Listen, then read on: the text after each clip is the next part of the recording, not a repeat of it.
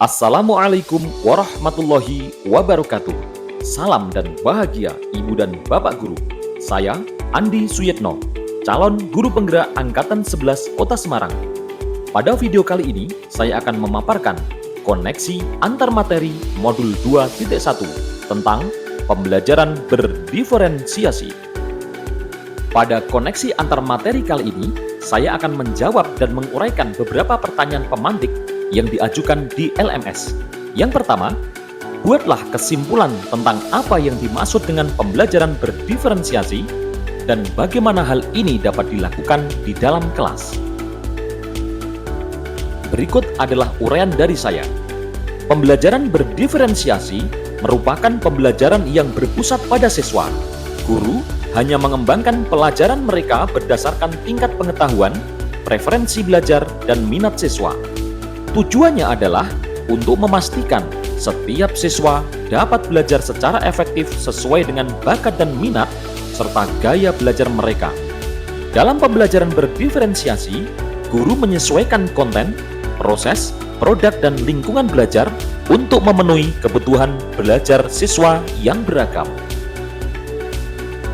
Agar dapat mengimplementasikan pembelajaran berdiferensiasi di dalam kelas, guru harus memahami kebutuhan murid dalam mengikuti pelajaran dan strategi penerapan pembelajaran berdiferensiasi. Adapun kebutuhan belajar murid itu ada 3. Yang pertama, kesiapan belajar murid. Yang kedua, minat murid. Dan yang ketiga, profil belajar murid. Sedangkan strategi penerapan pembelajaran berdiferensiasi terdiri dari 3 hal. Yang pertama, strategi konten. Yang kedua, strategi proses. Dan yang ketiga, strategi produk. Yang pertama, konten.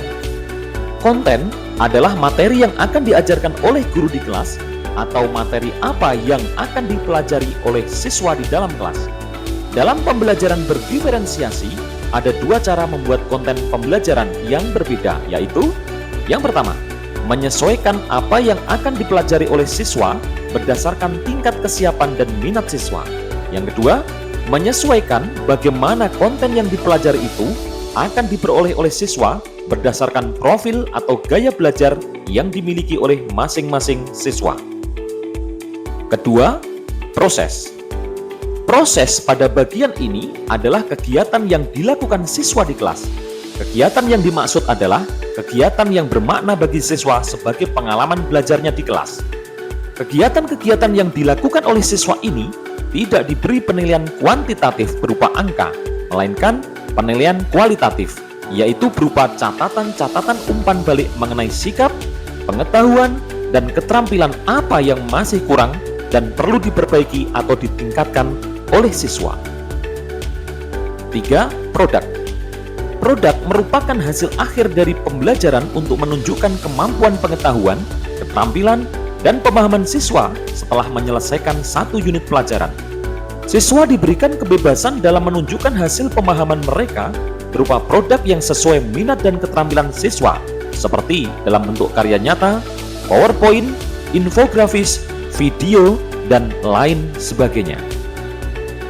Pertanyaan kedua, jelaskan bagaimana pembelajaran berdiferensiasi dapat memenuhi kebutuhan belajar murid dan membantu mencapai hasil belajar yang optimal. Dengan memahami bahwa setiap murid memiliki perbedaan dasar, karakter, dan gaya belajar, maka pembelajaran berdiferensiasi dapat memfasilitasi setiap siswa untuk belajar secara efektif. Siswa yang memiliki kemampuan lebih tinggi dapat diberikan tantangan yang lebih, sedangkan siswa yang masih butuh pendampingan akan mendapatkan dukungan yang sesuai. Selain itu, dengan menyesuaikan metode pengajaran dengan kebutuhan siswa, pembelajaran berdiferensiasi membantu meningkatkan motivasi dan keterlibatan siswa, sehingga akan meningkatkan hasil belajar siswa. Pertanyaan pemantik ketiga, jelaskan pula bagaimana Anda melihat kaitan antara materi dalam modul ini dengan modul lain di program pendidikan guru penggerak. Kaitan antar modul.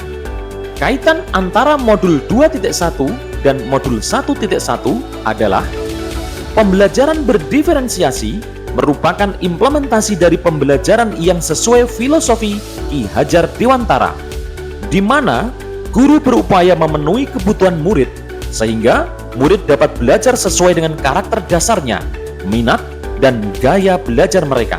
Artinya, pembelajaran berdiferensiasi merupakan pembelajaran yang sesuai dengan kodrat alam dan kodrat zaman pada murid. Kaitan antara modul 2.1 dengan modul 1.2 adalah dalam melaksanakan pembelajaran berdiferensiasi, guru harus mengimplementasikan nilai dan peran guru penggerak demi menuntun murid untuk dapat belajar sesuai dengan bakat dasar, minat, dan gaya belajar mereka, atau bisa dikatakan menuntun murid merdeka dalam belajar. Kaitan antara modul 2.1 dengan modul 1.3 adalah pembelajaran berdiferensiasi dapat menjadi strategi untuk mewujudkan visi guru penggerak, karena hakikatnya pembelajaran berdiferensiasi merupakan pembelajaran yang berpihak pada murid, yang merupakan tolok ukur pembuatan visi sekolah.